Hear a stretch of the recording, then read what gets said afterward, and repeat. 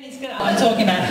He's the keeper of the observatory's meteorite collection, and his research explores the connection between meteorites and asteroids, along with the origin and evolution of bodies in our solar system. So please welcome Brother Guy, Consulman. Now, I've got to say that although you're Italian, with a lovely Italian surname, you're born in Detroit in Michigan, and you now work in, and I'm going to quote from your online cosmic diary, that's what it's called, if you want to see it on there. Castle Gandolfo, a small, idyllic Italian town, overlooking the scenic Lake Albano on the Alban Hills. So, what made you leave Detroit? I was explaining to somebody that Detroit is kind of like the Manchester of America. It's a sort of place that nobody has any respect for except the people who live there, but we're mad about music and sports. And unfortunately, there's no jobs. Now, you know, meteorite collection, I honestly wasn't even aware that the Vatican had, and I've been told that it's one of the most extensive in the world. When did they start collecting meteorites? About 100 years ago, there was a French nobleman, the Marquis de Moreuil, who collected meteorites himself, and he did it the old-fashioned way. He bought them, and he went out buying them from all the professional collectors. When he died, his widow didn't know what to do with them. So she said, we'll give them to the Vatican, maybe they can start a natural history museum.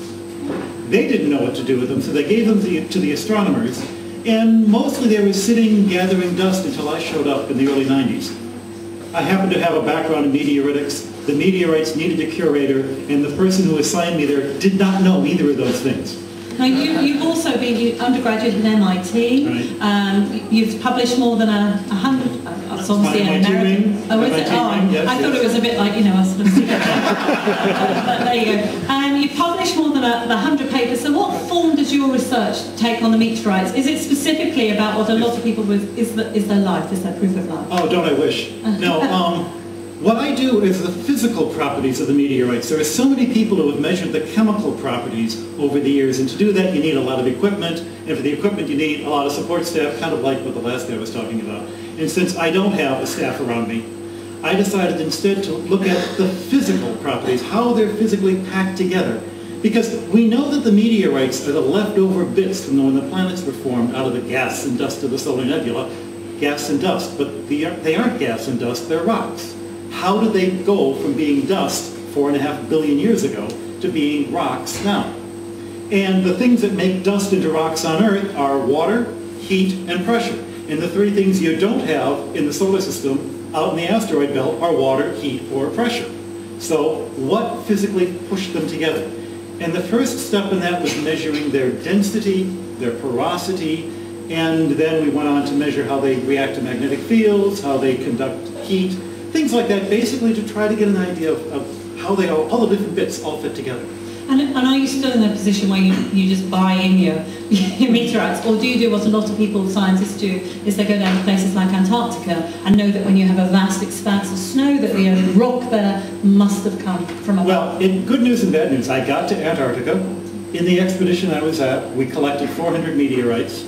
The bad news, all of them stay with the expedition collectors. Our expedition was funded by the American National Science Foundation, NASA, and the Smithsonian. So they're the ones that keep the meteorites. We have some people who have been very, very kind at just donating meteorites to us because they think we're cool, which is nice.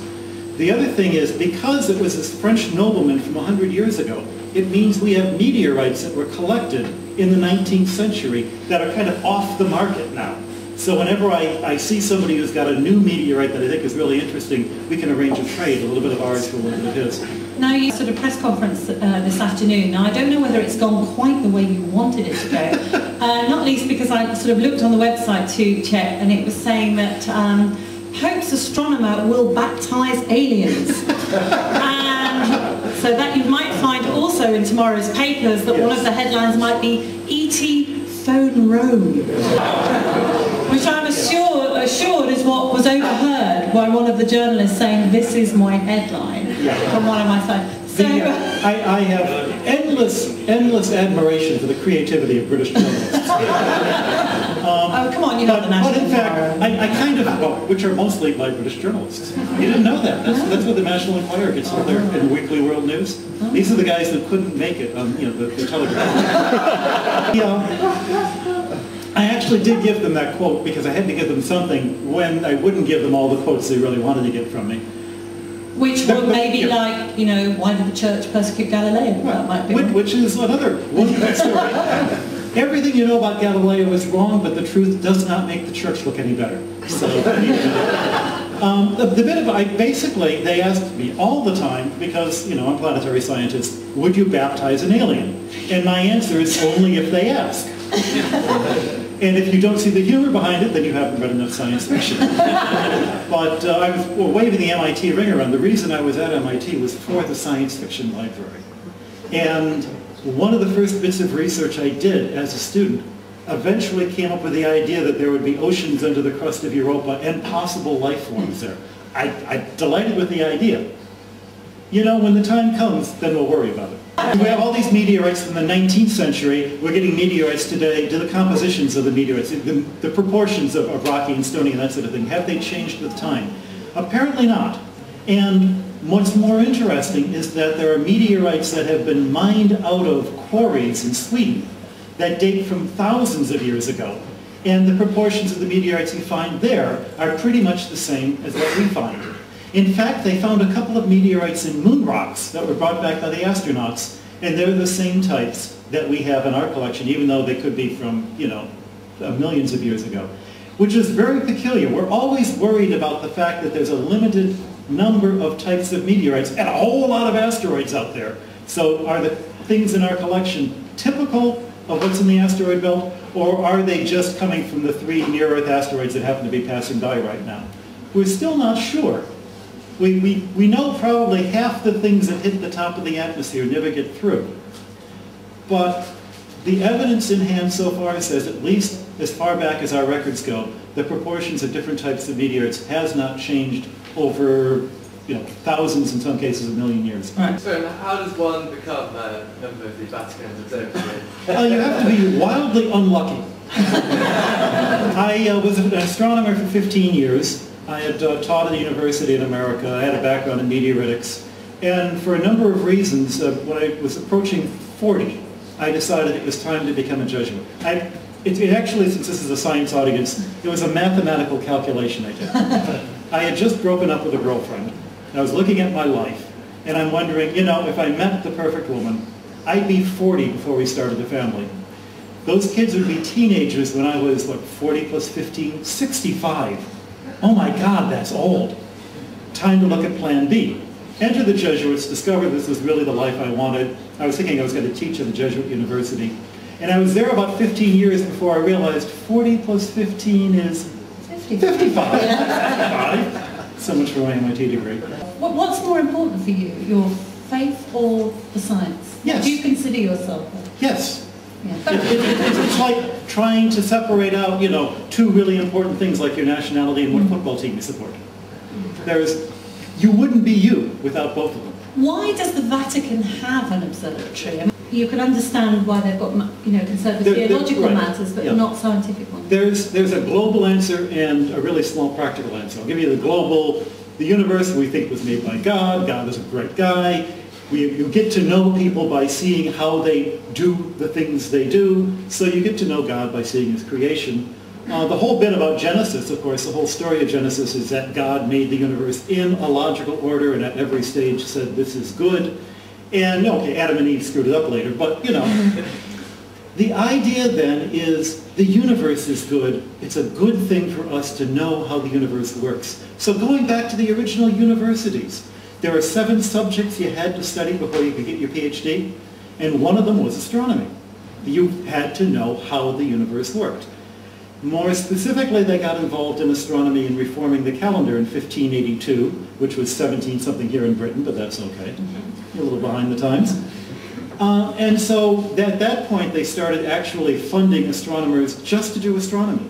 And when they screwed up with Galileo, it was because they had their own astronomers who were saying, well, wait a minute, that may not be right. And, Galileo had the right idea, but he didn't have the proof. And I wonder sometimes if I knew only what they knew then would I have, believed in Galileo or believed the opposite evidence. There are a lot of reasons which we now know are fallacious for why people didn't believe Galileo, which is kind of what I'm talking about tomorrow.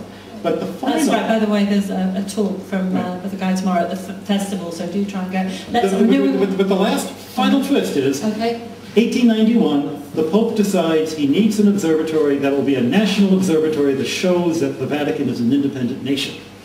And that's why I got a job. A meteorite can start off as a piece of rock the size of Wales and end up on my lawn as a golf ball size. Yes. Now, and it was, you could tell right. that it was heading this way. Right. Is that possible? It's not only possible, it has happened. We have a survey that looks for Earth-crossing asteroids, near-Earth objects. And in October of I think 2008, one of them was observed 26 hours before it hit in the Sudan.